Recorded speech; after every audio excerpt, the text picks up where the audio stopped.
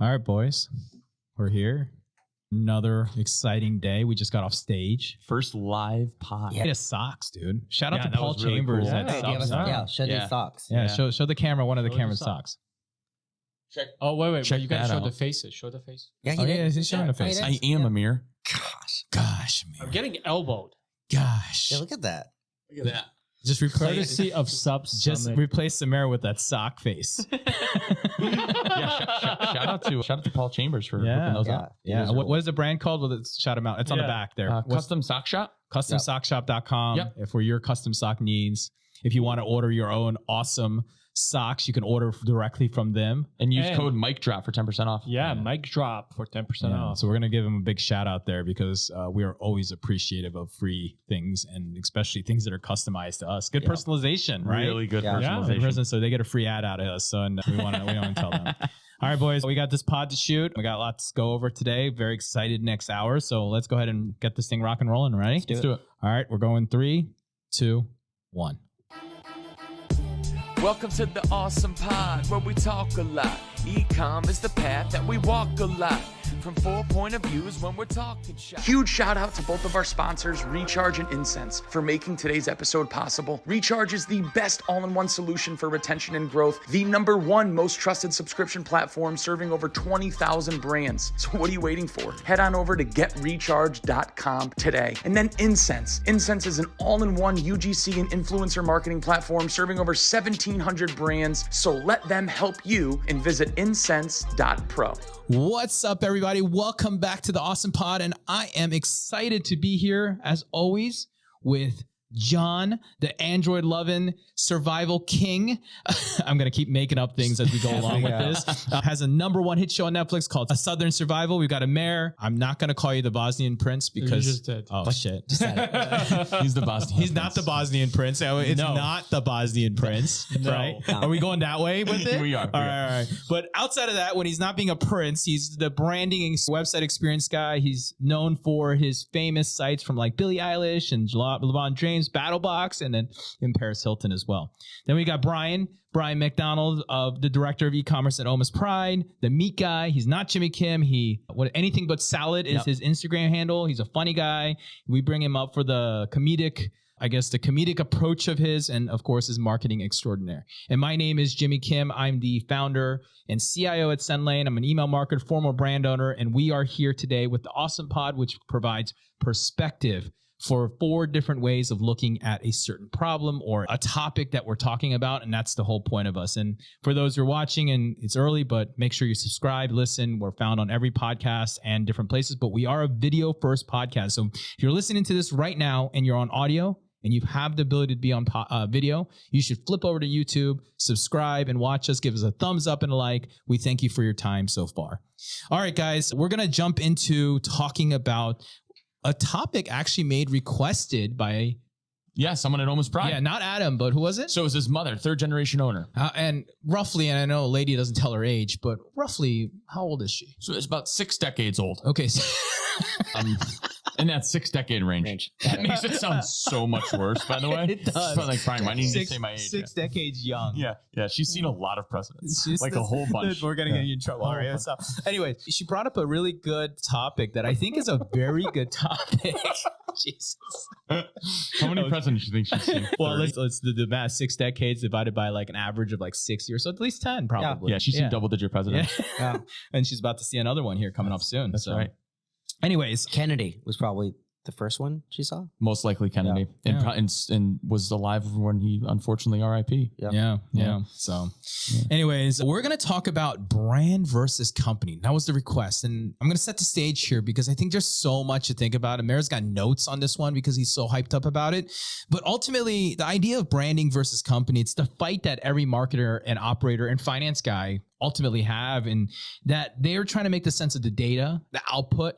But at the same time, you've got to find the balance of pleasing shareholders and, of course, the business, the customer, and the consumer on the other end. And it's a really unique balance to find because, we always talk about it, right? Like when Nike is out there branding with Just Do It, right? That was their iconic slogan they did. It wasn't about clothes. It was about the mindset and the action, right? That was the branding. But if you told me what's the direct ROI of Just Do It, it's probably unreadable. Yeah. It's just like the direct ROI of a event or a booth. Like there's a reason why all of these are challenges for many people because they don't show direct correlation ROI that is appearing behind it. So who wants to kick this off? Who's got a hot take around this brand versus company? I feel like Amir's ready. Chomping at the bit. Chomping. So actually, to go back on the Nike example, Yeah. so who knows where Nike name comes from? No idea. So when he went to travel, he ended up in Greece, and Nike is a goddess of victory. Now that is not just a brand, that's a mantra for the entire company. And they built everything Nike is around inspiring victory for athletes. And then they evolved into a community with Just Do It. Sure. It's not just for athletes, but it became Nike enables you to be better at everything. Yeah. And that's what we recognize with. So for me, when we are pulling the veil off brand versus company, to me, a company is just a business with low recognition. Brand is a company or a business rather, that has great recognition, but it may not be a great business. Where business needs to be is to be a great company, meaning with numbers, but also have great recognition. Yeah. That's, I think, the layers in my eyes. And Nike is a great example to start off with it because Nike was a brand first. It sold a story. And I think it evolved into a business. But then we also have sometimes, I think, depends how you look at the brand, but you have brands that are very recognizable in certain communities. And I'll use BattlBox as an example. BattlBox may not be a household name in America. We're definitely a household name. Yeah. No, you're right. You're right. Yeah. Yeah. But in that community, in that segment that are survivalists, that are outdoorsy, that adventurers, I would put my money on it that probably majority of them came across BattlBox at some point. And maybe not just BattlBox as a logo, but maybe seeing a video produced by BattlBox, so on and so forth. So that's kind of like my perception on it. I don't know if you guys agree. Yeah, well, and I think that's part of our objective is how do we push it further, right? How do we become a household name? How do we do stuff like the Netflix TV show that gets us out there? Yeah, but you are in a position where, in my opinion, you are a company and a brand within that community. Your challenge is now, how do you break through to the other communities? Sure. Yeah. And I think you mentioned, as we were talking the other day, you're having some battles internally between being a brand ambassador for Sendlane and throwing some punches at your operators. Yeah, no, it's hard because as the company scales and grows, one of the things that really becomes a tougher thing is the more you add people and layers and different specializations, the less they get marketing. And a lot of people don't understand marketing, what it means. People think marketing is I put marketing dollars in and I make marketing dollars out. And the problem with that theory is, yes, it makes sense and it's going to make you sales, it's going to make you revenue, but there's so many other layers to how to create that. Like we were talking about social media, for example. Well, we'll use that as a perfect example because we were talking about Gary Vee has a new book, or he just released, if you're listening to this pod, and I haven't even read the book, but I've listened to a bunch of pods where he's talking about it. And he explains how he's out there building his brand. He creates these long form videos, which are his vlogs or his podcasts or whatever you want to call him, but then he uses shorts to go out and get him, right? So to me, those little shorts are like his revenue generating, like it's creating interest, it's creating awareness, it's creating top of the funnel. And then his video is his like product, right? To get him to sell. And then to make the sale, it's to get a subscribe button on the end of the pod and they start listening and being a fan of you. And it's the same idea of like brand versus company. Like the company's goals, we all know what the company's goals are. We have alignment around revenue and dollars.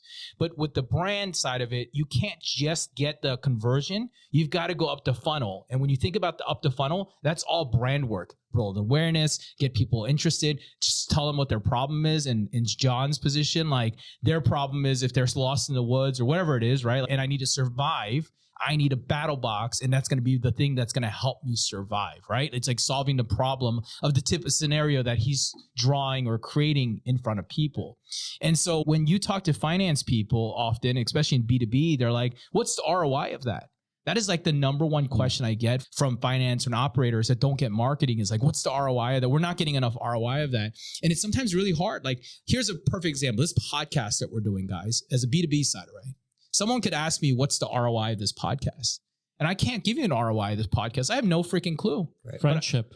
Friendship. My ROI is lifelong friendship, guys. So a big heart, right? But the reality is this, right? Like, we're not only doing this because we're friends, we're enjoying it, we're getting an outlet, but it's also going to help us in our own careers and our business. Right. We are creating our own brands to help drive the revenue, to help our businesses continue to move forward, whatever that might be, at your agency side or BattleBox, whatever it might be. Even at this event, I'm pretty sure more people know me as the awesome guy now already than they know as me as the Sendlane guy.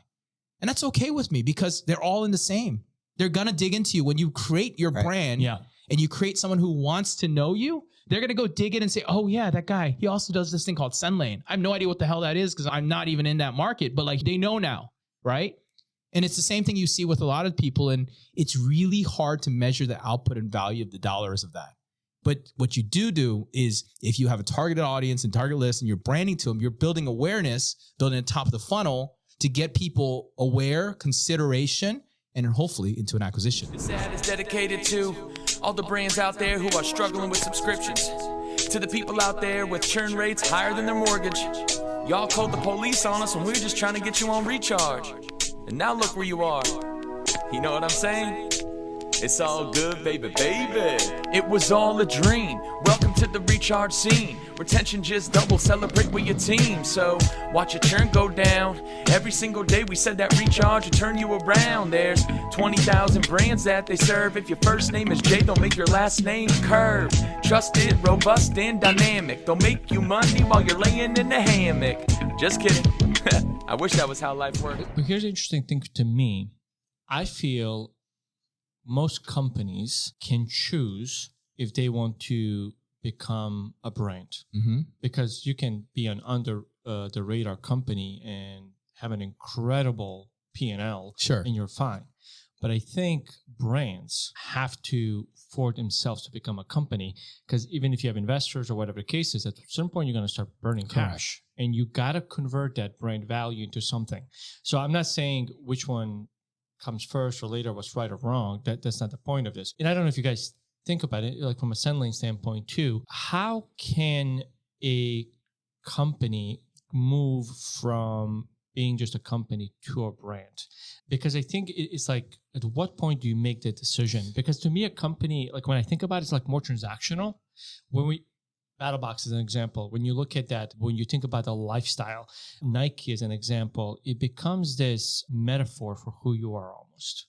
It personifies the brand about what you believe in and what you align yourself with. And especially the brands of today or companies of today, the new generations are very mission driven. Yeah.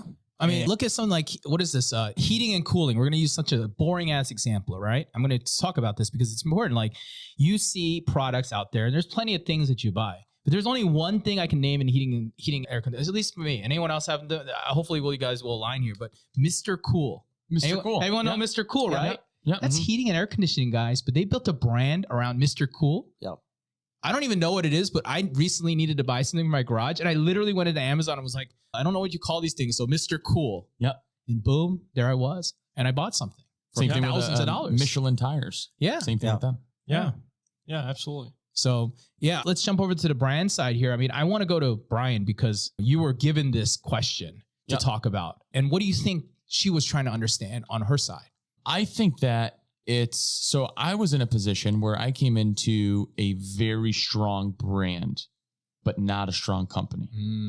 But I do think it's easier to become a company with a very good brand backing and history than it is to be a company and then magically pull a brand out of thin air, because you've already been around for so long as a company. And it's a lot harder to just say that you're something now when you weren't the previous 5, 10, 15 years. Right. So I think her mindset is what she considers a great company, from the conversation I've had with her, is a company that has great branding. It's a great company, but it has to have a great product, right? Nike, they've built Just Do It around it, but their product's fucking awesome. Right. Right.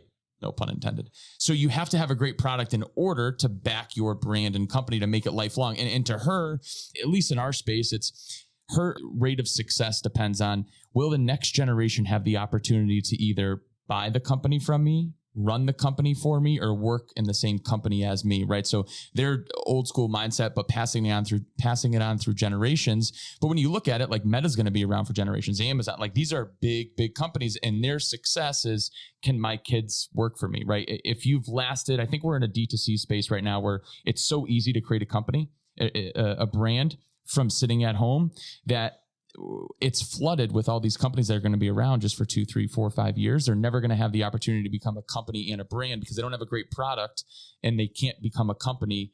If you're a great brand, you cannot become a great company if your product sucks. Can I ask a question? I want to poke at this. If you look at Nike and the reference of they have a great freaking product. So does Adidas. So does New Balance. So does Reebok. So on. But the story is what keeps people hooked. Yeah. Look at Apple. Yeah. Yep. It's the story. Like I read somewhere, I'm not taking credit for this. Somebody said, when you have a great brand and you look at all of these companies that are out there, hotels excluded, you can imagine what Nike's hotel would look like. You can imagine what Apple's hotel would look like. Honestly, I can't really imagine what Reebok's hotel would look like. It would just be a white thing with like swishes, like the little X's everywhere. Yeah. But I see what you're saying, though. I completely see what you're saying. Yeah. It's got personality. It's a personified brand. Yeah, it's got personality. Yeah, like BattleBox's hotel. It's going to be outdoors. It's going to be one of those really like, I don't know if you've ever been to like Africa on a hunting adventure. I haven't either, but if you can imagine what it would be like. And they have like these really fancy outdoor hotels. But even Africa, you're personifying the brand of Africa by thinking this is what it's like, even though they could tell you, oh, we have 5-star hotels, Brian, with running water. We don't have huts like you're thinking about. I would envision BattleBox being more like a safari. They give you a box and a tent and say, good luck. No, it's all about preparation. I think of BattleBox as games. Like I think about it like a game. Like you go out into a mission into the wild and you're like, I'm going to go with this box and survive and go hunt and do things. Like that's the way I think about the brand. Yep. Battlegames.com. Yeah. So launches in September. Okay, John. Shameless plugs. Well, the hotel's coming soon. No, I agree with both you guys, like some of the things that you think about, but I actually think that it's this vicious cycle that comes into place, actually. It's like brand and company will always be this flywheel almost. And I think what people, and this is where we always talk about something that's interesting, is like, when you think about brand, what really is brand? It's marketing. It's marketing. Yeah. 100%. I wouldn't say it's marketing. I think marketing is the welcome. The experience is the brand. But the experience, I think, falls under marketing too. Yeah, I think so. But like marketing is the promise, is the sales. But if you like, there's plenty of brands that promise you stuff and then you start working with them. It's like, holy crap. Right. Yeah. So I think it's multi-layered. I don't think it's just one thing, but I think it's the communications, it's the messaging. I think like to your point, what you said earlier, and I agree with it. If you're this company and tomorrow we're going to be this brand and you can't deliver on that promise, you don't have any brand equity. So I feel that I'm so fortunate here. So our BattleBox's CFO, Richard, because it's the constant struggle, right? Yeah, you guys do content, which is even harder to attribute dollars and cents to. Yeah. But he totally understands that the ROI isn't always necessarily a clear path, right? He understands that, yes, we're investing in battle games this year, and it's the long game, right? This is going to eventually help with retention, right? This is going to help brand awareness, which will get our blended CACs down. Like, he understands the big picture, which I think not everybody has a CFO that does that. So it's not us butting heads. It's us talking through how do we indirectly get to the ROI. My big thing with Richard too is, since John and I work, he shares a lot with me, but when, was it last year, 2 years ago, you guys went to a show and Richard is the one that came up with the idea. Yeah, the tank event. Richard sends me a picture in Slack. He was at SHOT Show. He was at SHOT Show. It's a brochure of a tank. He's like, hey, is there something here like we can do with content? Things you don't expect to get from your CFO. Never. And I'm like, yeah, we'll figure this out. But here's the thing, and brand is not just external, it's internal. Richard, who's a CFO, understands A brand. what they're trying to accomplish and tries to plug himself into the conversation, to your point. That's like, it's one to say the message externally. You can shout whatever, but to have even a CFO believe in that and say, let's make this work, that's huge. special. Huge. I actually had a conversation like a few months ago, and I literally just remembered, I'm bringing it back, where we were talking about branding at Almost Pride. And I went off the rails like I typically do in these meetings. And I related branding to cities, right? Where cities like Boston, Philadelphia, Chicago, et cetera, have such high like retention rates. And I think I've talked about this yesterday with you, right? Where I think about branding like cities. And there's an article that I saw that's, maybe I can like throw some B-roll on here or attach it in the comments, but it takes the top 5 retention cities and they all have the best brands.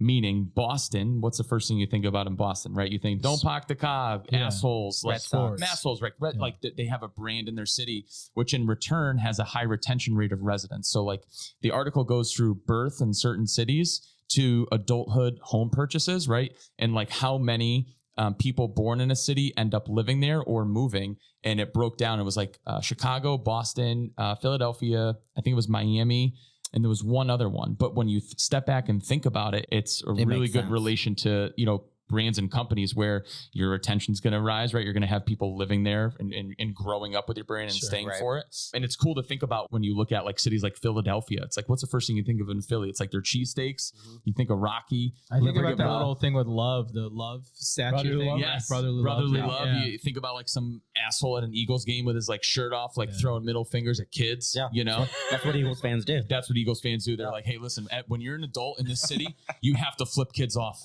and you got to swear at them. An 8-year-old. We prefer 8-year-olds. I love this. This is such a good example. Like if you think about states, and states are brands. They all have their brands and why you live different places, right? I'm in Texas immediately. Like, are you a cowboy? Are you gunslinging? And I'm like, no, but sure. Like, I'm interested. It's their brand. I'm like, my neighbors are doing it. I might as well do it, right? Like, this is the thing to do around here if you want to fit in.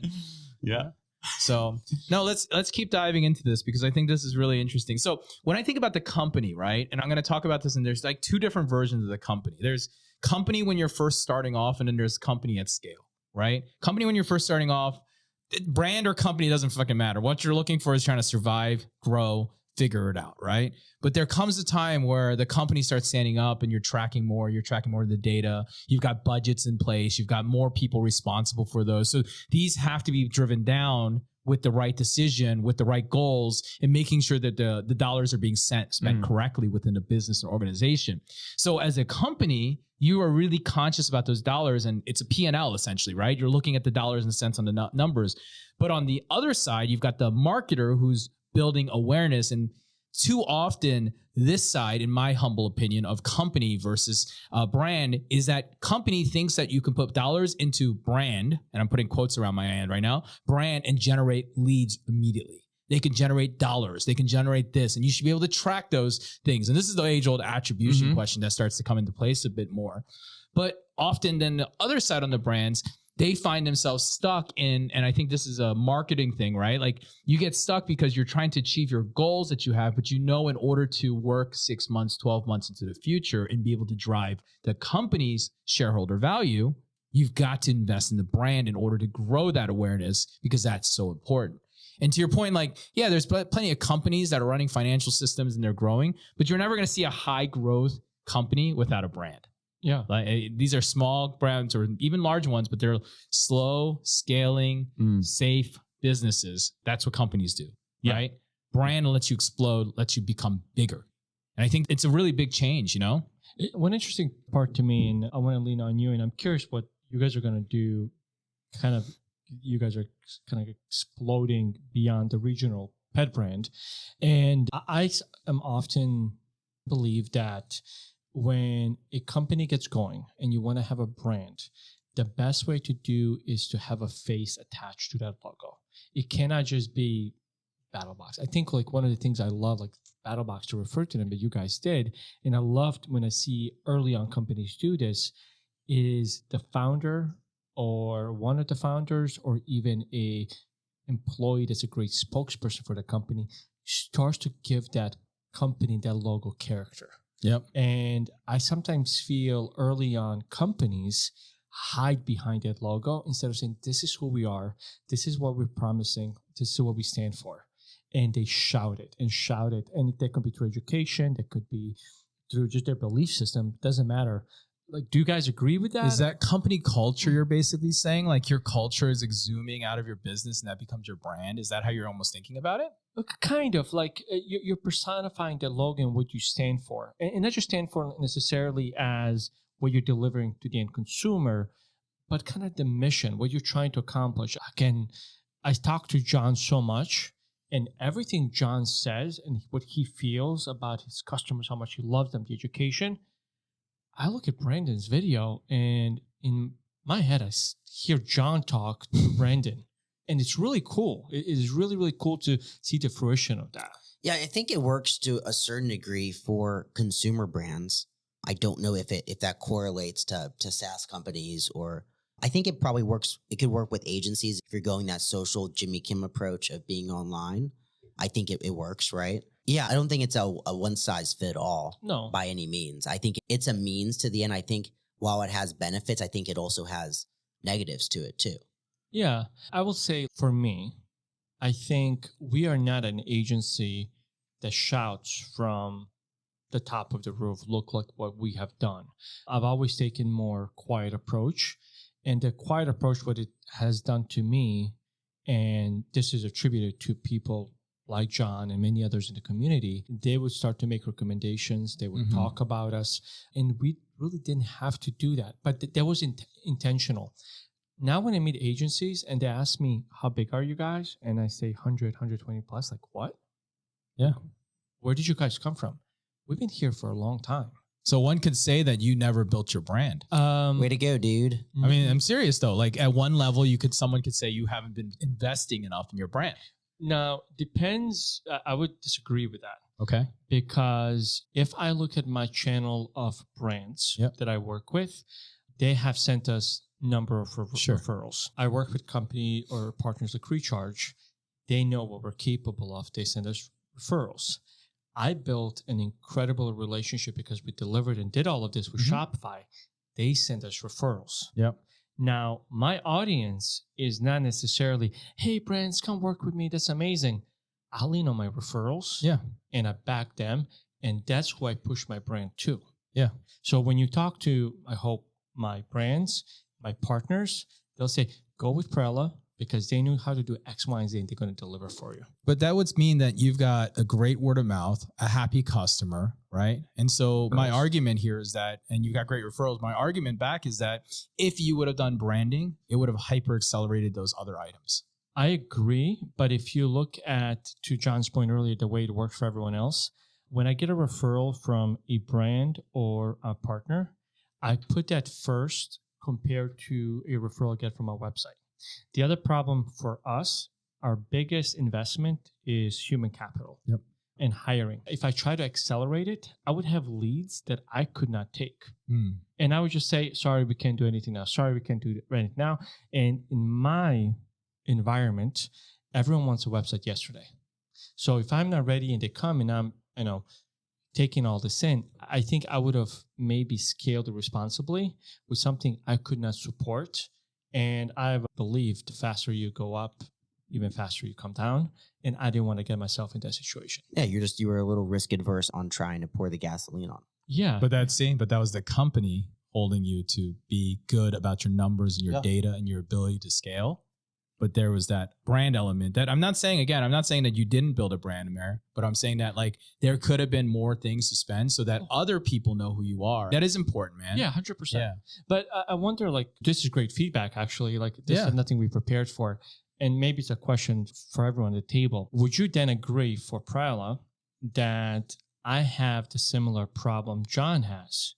I have a brand within a very small community, but not everywhere else. Sure. But that's all brand is. It's like, who's your TAM or who's your audience, right? And more people, the percentage that know who you are in that market, the better you are, right? That's bigger your brand. You're still a micro brand in a big, big thing. And then eventually 100%. become bigger and then you become the market leader, right? That's what the market leader does is they've got the biggest brand. Yeah. Makes sense. Yeah. Yeah. So that's where I say, like, if you're getting agencies and other agencies, right? Let's use some other people in the market, right? Like we talked about Common Thread Collective. We can talk about Structured. We just met Shaq, right? We were just hanging out with Shaq drinking his Breeze. Shout out Breeze. Yeah, it's really good. Yeah. If you're looking for, we're doing this podcast fresh off Breeze. At least Brian is, at least. So if he I had a sip. It had was a good. sip. If he does a little bit more slurring or a little bit more visualization, Thanks a lot, Nick. that's because of, thanks for Nick. But you look at those guys, right? They also have about 120 person agency, but they've done a good job building their brands, right? And so to their point, they get also lead flow, but instead of just getting lead flow from word of mouth and like friends, they also get inbound lead flow because other people know them, right? Yeah. They've heard of them because the brand is stronger, because they do good work. They do a good job. They have good people, and they've got people front facing that are out there building their thing, right? And that's to take the next level. And again, the company will hold you back if you're not ready to do that, right? And there's a balance there. And that's really what comes into like play here as we think about it. And that's how I think about it in an agency as I hear your side of it. Yeah. Look, I got a few phone calls to make. That's true though, right? Yeah, Like, no, it's valid. It's valid. And it's just like no different than the brands that you guys are running. Like when I observe the brands that you guys are, I get John's brand, micro niche. It's not micro, but it's micro compared to the world consumerism, I guess, right? Yeah, but so it is. And I think we've put ourselves with our positioning and our decisions into that. Like in reality, there's a world and there's a path where all the three of you guys are all BattlBox customers, right? And it's looking at it in a different lens, right? So think about the fact that Elon and Zuck, they all have these prepper compounds in case something happens. Sure. Just preparedness, right? And preparedness correlates to insurance, right? You have insurance. Why wouldn't you spend $200 a month, get a BattlBox? You're not going to use it. You hope you never use it, right? Just going to go in storage and it's going to be there like an insurance policy in case something happens and you need it. Something simple like power going out, or something more extreme like the power grid going out. So I think with positioning, all of a sudden we're not this super niche, and then we can be more mainstream. We can be a more recognizable brand. But I think the things you mentioned that we do, some of the benefits are where we've gotten to, but it also has limited us on that approach I just described. So I think it's not a one size fit all, right? No, it's not. Yeah, but you're graduating, I think, to these other things that you're talking about. I think if you maybe tried to do them 5 years ago. I don't know. I mean, I always think it's the right approach to go micro niche and then expand anyway. Yeah, sure. Yeah. He's doing the right thing. A good example actually would 100%. be yesterday we went to the Gas Monkey Garage event. I mean, Gas Monkey Garage's brand was built on TV around cars, and now they got beer, restaurant, they got fucking. Yeah, we were talking about that. hot They had sauce, hot sauces, right? but dude, what was wild about that story is like, if you think about it, they've now become a marketing company through the brand, right? They use free traffic through, I think, YouTube mostly of what they're doing.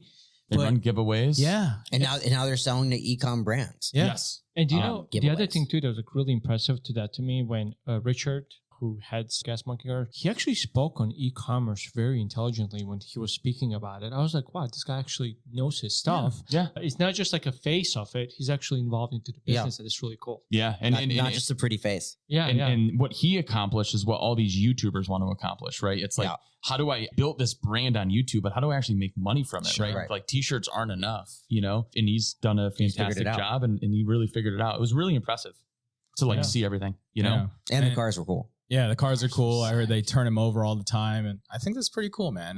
I looked at it, I'm like, man, that would be a dream to do this. Like build cars and enjoy. I mean, it's a hobby of mine. So like I would love to do something like that. But I don't think I have the tools or the skill set yet to do everything that he does. But maybe one day. I mean, I love what he did. And I love how he solved his business problem. Yeah. Through, giveaways and generating sales through merch and merchandise. And you're right. Like every YouTuber wants to do this in there. So, and then look, even talking about brand between us right now, we're sitting here on this pod, we're shooting this thing, we're talking about it. We're all trying to build different versions of our brand. I mean, I selfishly, if you guys ask me what my goal from this pod is, there's a lot of things I want to build on this thing, but I am building personal brand. And I'm also building personal brand to show people that I'm more than the email guy and more than the retention guy. Yeah. Because I do actually have a very big, wide grasp of like marketing and company and organizational and operational. I do know that, but I've micro niched myself into an email retention guy. And sometimes people don't recognize that I have more knowledge. And that's my personal mission of why I'm doing this pod. Yeah. I mean, right now, we might be known as the bathroom guys. Really? That is our brand right Yeah. now. It's not something that we were going for. And for reference here, so you guys don't think we're strange, we were granted through John, we were granted a sponsorship of the bathrooms at Sub Summit.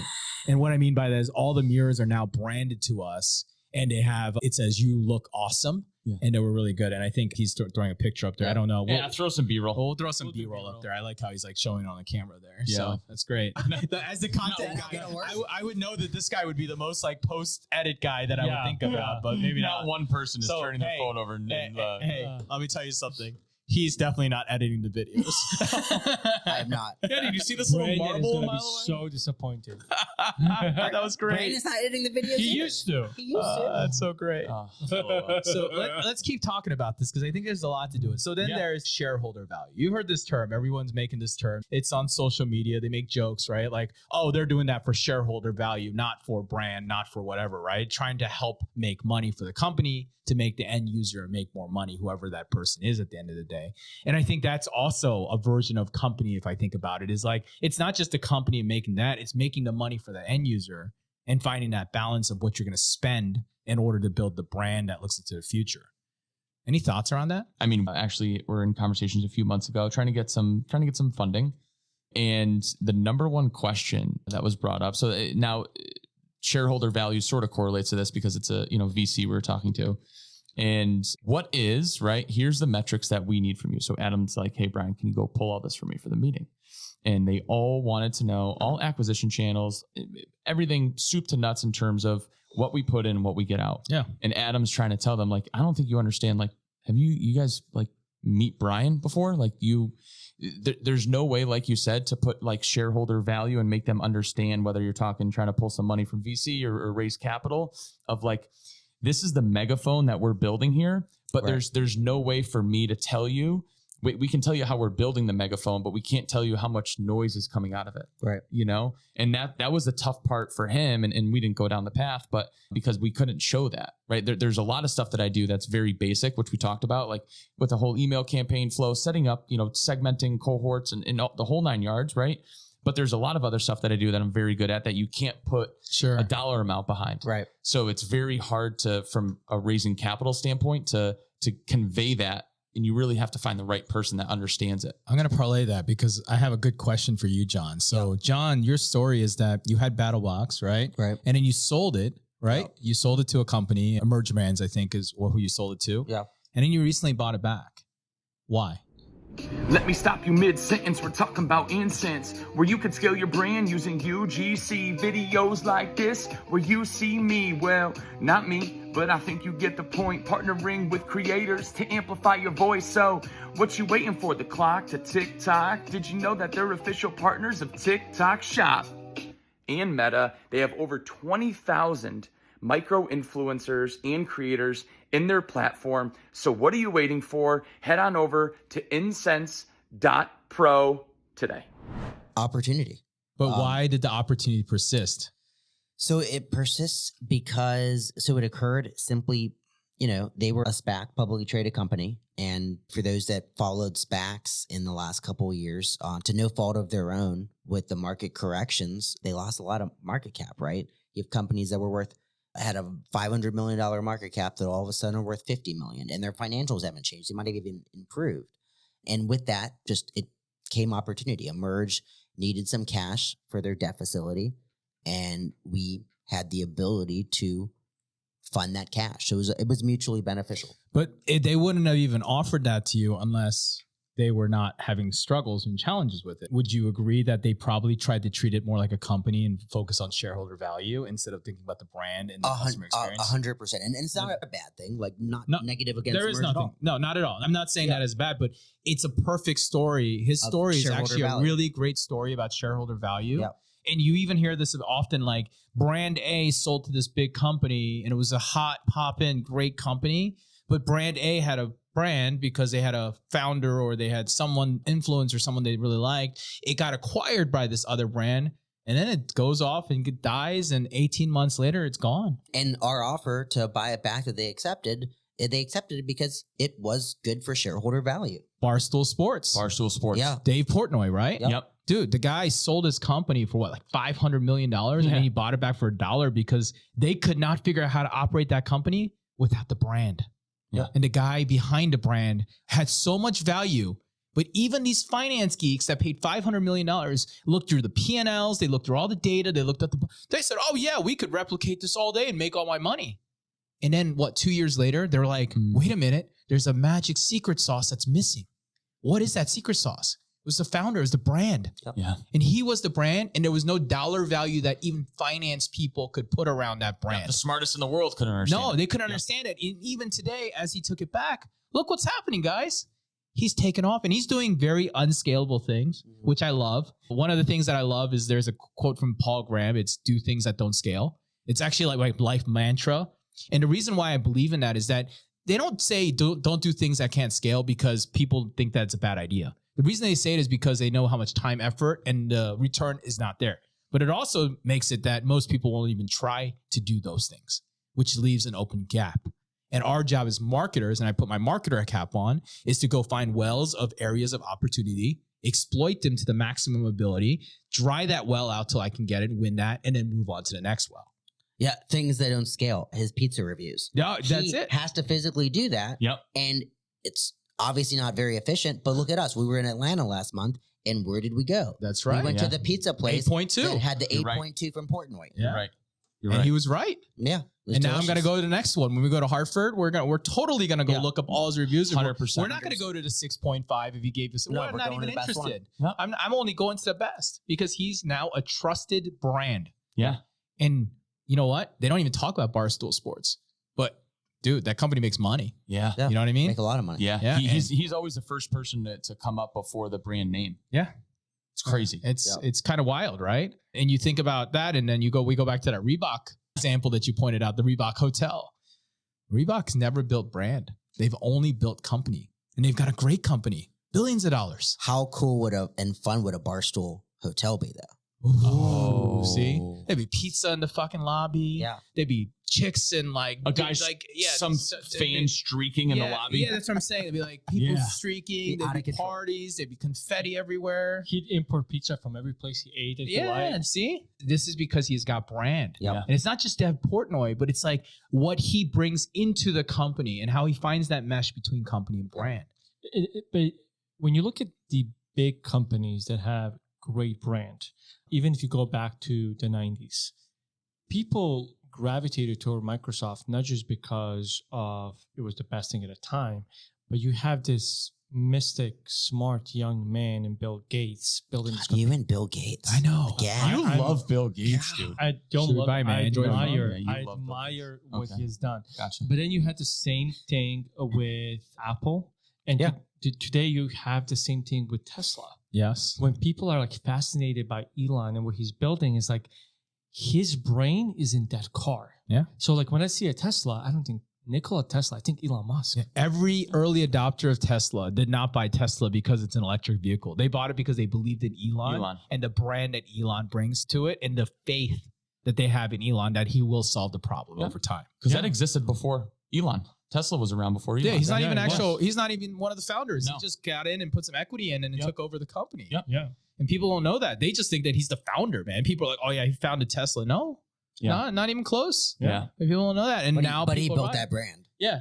And Yeah. when he's building brand, it also comes and exudes out of him like the Cybertruck, right? We saw the Cybertruck at Gas Monkey last night. Dude, that thing is ugly. It's like they're trolling everybody. Yeah. It is. It is. And people are buying it. Yeah. For They're buying it. $100,000. I also think it's important to point out, like, once you build a brand, how important it is to keep the brand. And I'm going to use another city as an example here. Before COVID, everyone thought about LA. Think about the city of Los Angeles as a brand.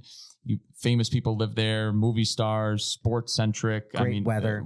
Great weather. Now, the first thing that comes to people's mind isn't that brand anymore. It's that the city and state's a disaster. People are moving out of It's LA. crowded. They're moving to Texas. No one mentions Hollywood, sports, anything anymore. And that was just 4 years ago. Yeah. And that brand, if you think about that, flipped upside down and is absolutely destroyed. And I don't think it can ever recover. Detroit is another one. Detroit's another one, right? You Car guys- manufacturing yeah. capital of the But world. everyone thinks of it as just the murder capital and like Yeah. the death, and it's terrible. But dude, they produce millions of cars out of there every year. Yeah. And no one talks about that anymore. Yeah. But to give credit to Detroit, compared to where it was, it has rebounded. It has, tremendously. because they're fixing their brand right now. Yeah, they're fixing their brand. Yes. Another company and another brand that went down a toilet and rebounded quietly from a financial point and everything else, Abercrombie and Fitch. Oh, dude, I just saw their stock Yeah. earnings. It was like Yeah. flat, like the last 3 years. And then boom, like over the last maybe like 12 months. Damaged as you can be with all the controversy they had years ago, Yeah. they Figured it out. figured out. They stayed Yeah. quiet, and now they completely changed their model. They don't have necessarily a big brand anymore that people talk about, but they turn into a great company. Now they may pivot again and really build on that, but it's one of the best performing companies. Yeah. And that gives you a different one. Here's another one that's really unique if you think about brand. Louis Vuitton. You know, Louis Ooh. Vuitton is in and out. And what I call by in and out is they've stayed true to who they are, this bougie, high-end luxury brand. And at one point, they were kind of irrelevant. And then they came really relevant. And then they get irrelevant. They've done this cycle like 2 or 3 times or something like that. But you gotta step back with Louis Vuitton. The LVMH, I think. LVMH, yeah. LVMH. How many brands they have? So many Nobody brands. knows about them, but they own each brand and they pull the levers. When is Louis Vuitton in? When is this in? When is that in? So the company is bringing all the money to brands when they need to trick, because they know people get brand fatigue. Yep. They have all of these brands, and they are one of Tiffany, Dior, Fendi, Givenchy, Marc Jacobs, Stella McCartney, Lowe's, Kenzo, Celine, Sephora, Princess. Lowe's the One of those Lowe's does not Home sound Depot. like one of those don't sound like the other. Lowe's like Low, like the low. And they also own hammers. the Like, leather. yeah. No, leather goods. I was gonna clothing. say, what part of that is luxury, guys? They have 75 luxury brands. They Wow. control 60 Yeah. subsidiaries. And so, like shit. when we talk about them, it's a whole. They took brand and company to another level. They did. They've used Wow. company at the higher overarching, and they've let the brands lead the way that they're going to market. But the company is flicking the levers, and Yeah. the brands are taking off and on, which is why I, as a consumer, feel like they've been in and out of the market. yeah, They haven't but been. they're not. That was the company flicking levers. Yeah, Interesting. they control the conversation. Yeah, that's a great way of thinking about it too. I Wow. mean, you think about these brands. There's so many of these out there, man. so many. Revenue last year, 86.15 billion pounds. And tell me That's like 100 how billion. many Yeah. consumers talk about the company, No one. but how many consumers salivate over the brands? Over specific brands. specific. One. But they're all, the funding, the sales are going to the same exact place, and nobody knows it. Yeah. Not nobody, but So interesting. And then you've got the brands dying too right now. And I think this has been a really interesting thing about brand. And it comes into like how you invest it and how you grow it. You guys ever watch, like, I was born in the 80s. So like I watch like 90s nostalgia shit, like on like Instagram and stuff. And it always hurts my head. Toys R Us is closing, like Applebee's is closing or whatever it is. And I'm like, man, I was doing that when I was younger. So here's the thing. Let's play this game. And you even named it. Name me a luxury brand that's not under LVMH umbrella. I'm trying to think. I don't know. I don't know enough about Is luxury brands. Coach under them? Was Coach under Coach has to be under them. That sounds like No, a I don't- OG. I think you might be right. Let's see. It might be. Wow. Wow. Did he nail But it? they control so much of the market. A luxury brand. I mean, you can look at like Balenciaga and like some of these like big names. I don't think are they under them? I don't know. Yeah, I don't know. I don't know. But the other No, thing, Coach is not. Coach is Ding, ding, ding, ding, owned ding, by It's the Breeze. Shout by, the Breeze. by Coach is owned by Tapestry, and Tapestry has Coach, Kate Spade, and Stuart Weitzman. They're like a mini brand. Yeah, Yeah. mini LVMH. Mini version of it. Probably Yeah, try to only grow towards it. 6.6 billion in revenue last Kate year. Spade. That's like Slackers. it's like the cheaper purse for like 14-year-old girls, right? Yeah. And then it's like Coca-Cola is a perfect one too, Oh, right? yeah. Dude, they own so much, from Suja juice to like bubbly water to alcohol to probably going to buy Breeze one day, I'm sure. Like all of these things that they own. Yeah. But they also have a hero brand, Coca-Cola. So everyone knows Coca-Cola as a company for their red soda. But if you tell them about Sprite or any of these other things that they own, people don't really know who owns them. They just assume that they're their own brand, which is really interesting because they have a hero product, but they still have all these other things that are happening in real time. yeah. And Nestle in my industry. So Nestle owns all the big kibble companies. But what Oh. they also did Like is Purina and stuff? Yep. But what they also did was position themselves in a brand company acquisition standpoint by buying vets. So they own Mars as well. Mars and Yeah. Nestle are the two Yeah. big ones. Mars is probably a better example because Mars owns over half the market share of veterinarians, veterinarian clinics. So they're controlling the funnel to get the food, their food. Into Wait. the consumer's Mars, like the chocolate bar? Yeah. Mars? Yeah. Three Yeah. doctor practices, I think, was the sweet spot my wife was telling me. Mars acquires. And Mars has a few different vet animal Yeah. practice What the heck? locations. Yeah. Yeah, Mars is a better example there. So they control, and then they also, there's some brands out there, this is what's wild, is they write the books on animal nutrition, and for the vet schools, the vets learn in school. They go and work for a vet clinic that's owned by the same person that wrote the book, that's owned by the same person that makes the dog food. So it's a huge cycle, but it's this huge company owning so many different brands throughout the entire funnel. Controlling the conversation. That's magical, man. Wild. Controlling it. And it's companies that own these brands. Which would be illegal in human food, by the way. That's crazy. Yeah, but it's And allowed It's in a pet. monopoly, right? Yeah. It really is monopolized. Mars Veterinary Health, which is a division of Mars Pet Care, operates nearly 3,000 veterinary clinics worldwide. Banfield, VCA, Blue Pearl. So I when did I, not all know owned by that. Mars. so when I take my dog in for eating a chocolate bar, and there's a Mars chocolate bar, and I take him to the vet, they're winning both ways. It's called Farm to Table. Dude, that's messed up. And my dog does that sometimes because he just likes to eat things. Now, could you imagine relating that to humans? How wild that would be and how highly illegal that would be? Yeah. I mean, doesn't Blackstone own everything? Yeah. There's a company called Blackstone that But I don't think they own pediatrician They own clinics. everything. Yeah, But- they're but- invested in everything. That's the better way of saying But it. think about it this way: with the pharmaceuticals and the FDA, people that used to be in pharmaceuticals go to work for FDA. People that work for FDA go to work for pharmaceuticals. Yep. What do you think happens there? Yeah. No, It's you're right. it's just a big Yeah, vicious it's circle, everywhere. right? Yeah. It's everywhere. And that's where a brand, corporate company brand, it's a flywheel. It's part of the flywheel. That's basically what you guys are saying is like Yeah. they need each other, but you got to have a good understanding of each other. You can't just put all the energy on one side or the other to work to build the best and biggest brands in the world. You've got to be thinking on both sides. Yeah. And there's things that you just can't do. You've got to do things that don't scale. You've got to invest in things that don't make direct ROI correlation, but ultimately will help you build that lifelong brand. Because to me, the biggest thing about brand is it's lifelong. It's a legacy. To me, building a brand builds legacy. Building a company just builds a business. And it's different. It's like when you say like, are you an entrepreneur or a small business owner? There's a difference between there. If you owned a convenience shop down the street that sells other people's stuff, unfortunately, I consider you a small business owner. I do not consider you an entrepreneur though. And maybe that's wrong to say that way, but I do think because I think entrepreneurs go out of the comfort and the norm. They go Little approach crazy. Yeah, they take a different challenge than the typical person. A business is someone still risky. It's still someone who's doing a lot of things, but they're just starting a small business. My dad was a small business owner. He owned a small business. He was not an entrepreneur. He doesn't go off and chase. He Yeah. doesn't go off and do something stupid. Like me building what I built was kind of stupid.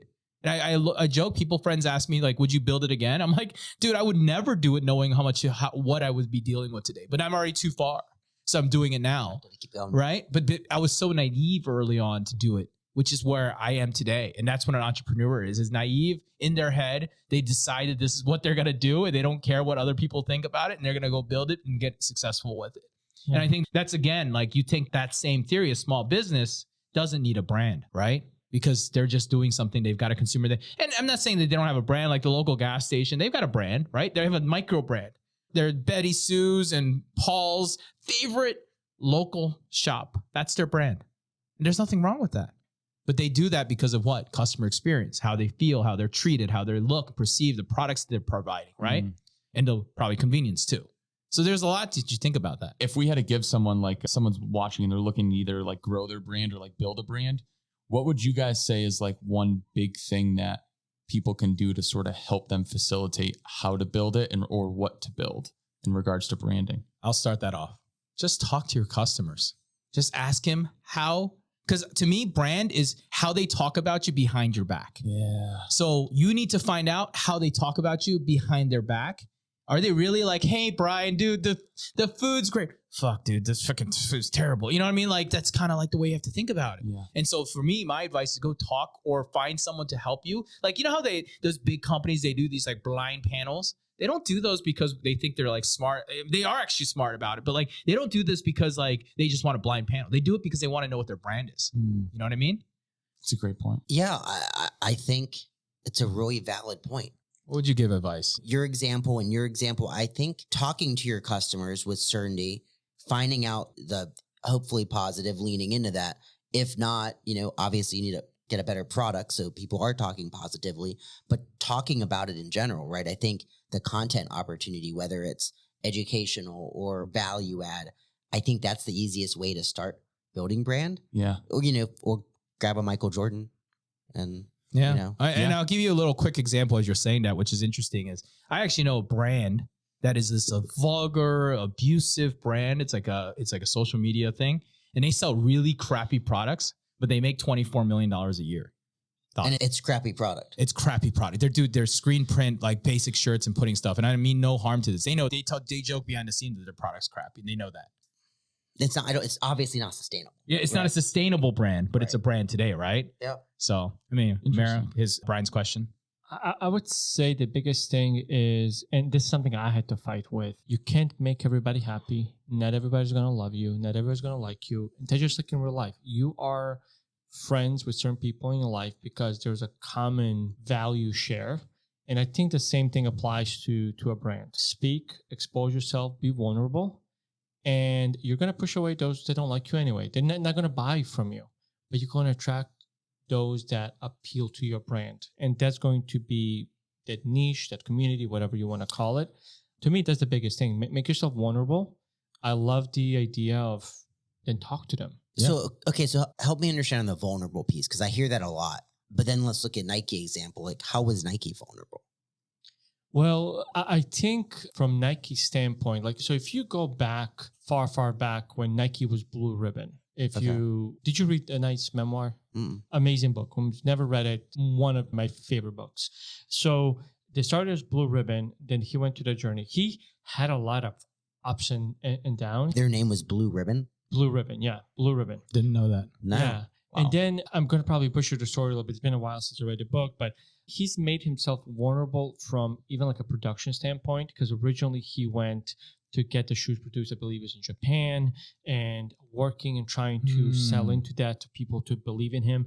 And if you don't know much about Japanese culture, they're extremely loyal. But to get them to work with you, it's really, really hard. Sure. Now, I also understand he was an American going to Japan to create facilities post-World War II. So interesting. That's very easy. So even from that point, not even just from a brand standpoint, from going to my partner example, he was looking for partners, making himself vulnerable and knowing I want to go to Japan. I want to go over there and have them make my shoes. So it's not just vulnerable. It's chasing the unknown or taking the risk almost. Taking a calculated risk. You're going to fail a million times. Of course. It's okay.